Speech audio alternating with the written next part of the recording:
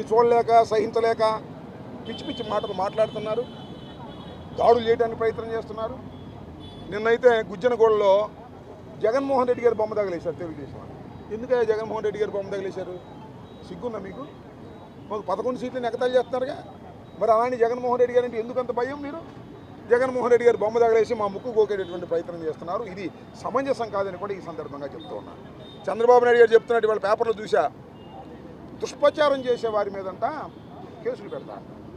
మా మీద పెడితే పెట్టాడు, పత్రికల మీద కూడా పెడతానంట, వీడియో ఛానల్స్ మీద కూడా పెడతా అంట. ఆయనకి భజన చేయాలి. మీరు భజన చేస్తే కేసులు పెట్టడు, భజన చేయకుండా వాస్తవాలు చెప్పారనుకో ఇవన్నీ ఆ వాస్తవాన్ని కేసులు పెడతా అంట. పెట్టు చూద్దాం. కేసులు పెట్టవా? మీడియా మీద కేసులు పెడతావా? వాస్తవాలు చెప్పేటటువంటి కేసులు పెడతావా? ఎందుకంత భయం? మీడియాలో ఒక వాస్తవమో అవాస్తవం వచ్చిందనుకో ఎందుకు భయపడుతున్నావు? నాకు అర్థం కాలేదు. చెప్పాలి కదా నువ్వు సమాధానం చెప్పుకునే పరిస్థితిలో నువ్వు లేవు.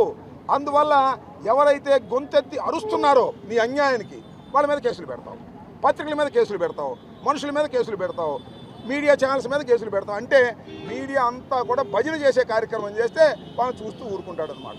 2 సంవత్సరాల పాలన పూర్తయిన తర్వాత నీ మీద వచ్చిన వ్యతిరేకత ఇంత అంతానా? చంద్రబాబు నాయుడు గారు గుర్తుపెట్టుకో. దుర్మార్గమైనటువంటి పరిపాలన మీరు చేస్తున్నారు. 2 ఏళ్లకే 5 ఏళ్లలో రావాల్సినటువంటి ప్రజా వ్యతిరేకత వచ్చింది. నేను మనవి చేస్తున్నా, అయ్యా మళ్ళా వచ్చేది జగన్మోహన్ రెడ్డి గారే. జగన్మోహన్ రెడ్డి గారిని ఎందుకు పోగొట్టుకున్నాం? అనేక సంక్షేమ కార్యక్రమాలు ఇచ్చాడే.